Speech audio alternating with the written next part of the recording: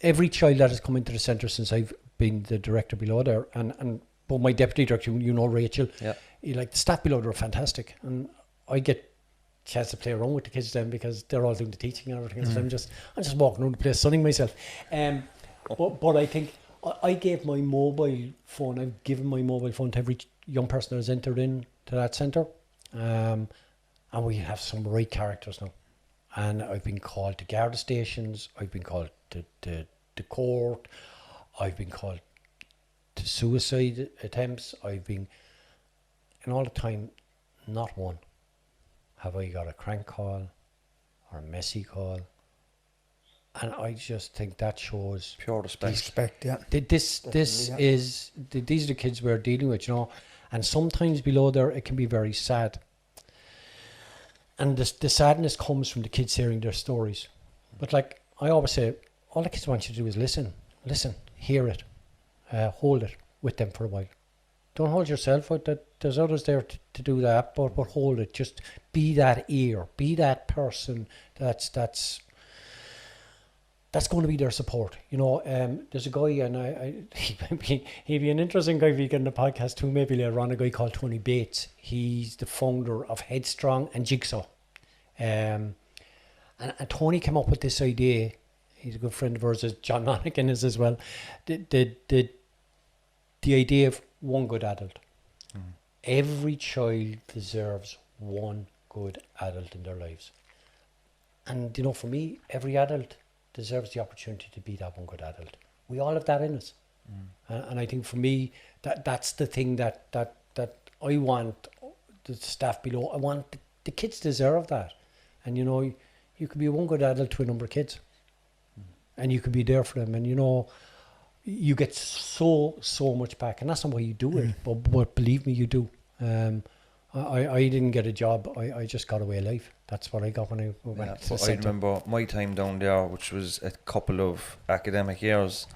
And I remember, you know, when people are just starting out, they start off in the evening, between 2:30, 4:30.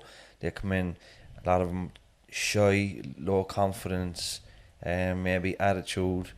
But you'd see the growth in them over the weeks, wouldn't you? And then when you get onto the day programme, the full proper school day, and then after a few weeks, a few months, they're playing pool and they're engaging in the class and they're having the laugh, and all of a sudden it's like that very introverted boy that came in that was looking at the tiles all the time. Now his chest is out and his shoulders are back, and it's just a beautiful thing. It's about, but if you think about it, you know, if you feel a belonging, whether in your family, in your community, in your sports club, like that's massive. You know, you walk around as if you can own. You might have nothing, but you'll walk around as if you own the world.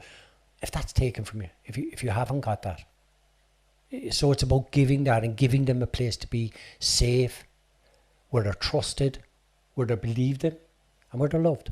And I think, you know, I know love is a kind of, it's fun, but it is. I mean, I can honestly say that I love all the kids below there. I love seeing them in. I love their ability. I love the passions that they show for things, and I love the respect they show everyone. Isn't it great when you meet one of the young people on the outside?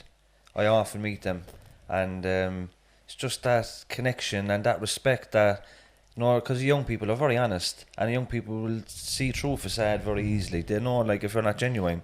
But when they suss out that you're genuine, even if you're maybe, even if you don't agree with them all the time, because you're not there to agree with them all the time, sometimes you have to be honest with them. Exactly. Once you're consistent with that, they don't mind that then, you know what I mean? You can have a bit of crack with them as well. Exactly. But that's all any of us need is consistency. Yeah. So I know each day what I'm going to get from you, and you know what you're going to get from me. The boundaries then, like. The boundaries are there. And, you know, you're right. I had a lad, in fairness to the lad, he's been in adult prison, and he came out and he popped into me and he said, Danny, I'm looking to go and do something in college, and we're working below to see if we can. But it's fantastic to see people come back, you know. It makes you feel old at times, because one of the lads I called back last week, he's was with me when he's 15, he's now 25 and he has 2 kids, you know, and it's just kind of looking, or the girls bringing back their children to you. And you know, but it's great, because here's the thing. They're alive. And, there's lots of kids aren't alive that went through that. And for me, that means everything. If you've had young people that passed away then? We've lost young people through suicide. I mean, really difficult. We have kids that have suicidal tendencies. We have kids that self-harm. And that's really difficult. How do you deal with that trauma then?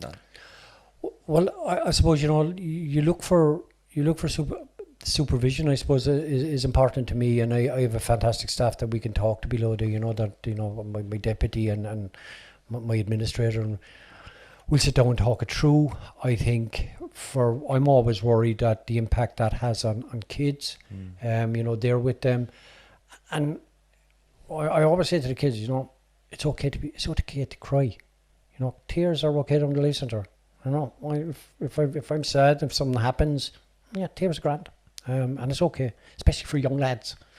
Be a hard thing to do though.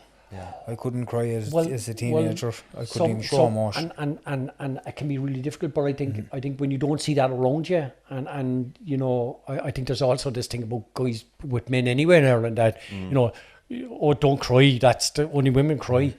It's rubbish, and I think we need to teach our young people that when you're sad, what are you going to do? You can't keep the sadness inside you. I mean, it's probably one of the biggest things that causes anger is what we do, and what children do if they're not able to cry, is they take all the sadness and all the bitterness and everything else that's coming at them, they push it way down deep inside. Where's it going to go to? There's only one way that's coming out, and that's coming out as anger. And I think, if we try and deal with that and to show how it is, and you role model, show it how to be emotionally. And you do have to sit and talk, and it is difficult, and losing anyone is absolutely horrendous in that. But it's kind of part of the work. Yeah. I don't ever want to do it. I mean, I don't like visiting jails. I don't like visiting addiction centres, but I'm not. I'm visiting kids. I'm visiting people that matter. And what you're showing them as well is that they matter, which is you're their healthy adult, that important adult in their life, and your staff. And that goes a long, long way, because as you were speaking about it there ago, I was looking back when I was a teenager and we had a community centre in Hollyhill, and I can visualise my healthy adult there. He was one of the community workers there. His name's Tony Reardon. Hope he doesn't mind now that me mention his name, but he was very, very good with me. He helped me so much because there was an awful lot going on at the time at home and outside, and I was trying to fit into a peer group and stuff. And that man, I look back now at my life, and I look at his input. He's just just a few words here, and he actually even got me a job, with his brother as a chef, a commie chef. No, I didn't last. I didn't like being getting fucked out of it inside the kitchen, because chefs, you know how chefs are. And I go back to something that James was saying a while ago, and it's my own life, it's my own experience as well, about being in jail, and when do you clean the slate? I mean, and I would say to employers, if they're listening, that you're losing out big time. I mean, I've had 2 drugs counsellors in the centre since I opened, and both of them have had to come through the process of being addicts. And I can guarantee you that both of them, why they're successful below us, they know. The kids know, and the kids respect. Not respect that fact that were drug takers, but the fact that they've come through that.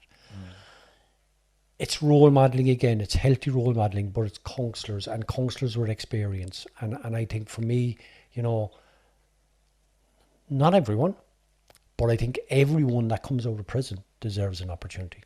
If you don't give people an opportunity,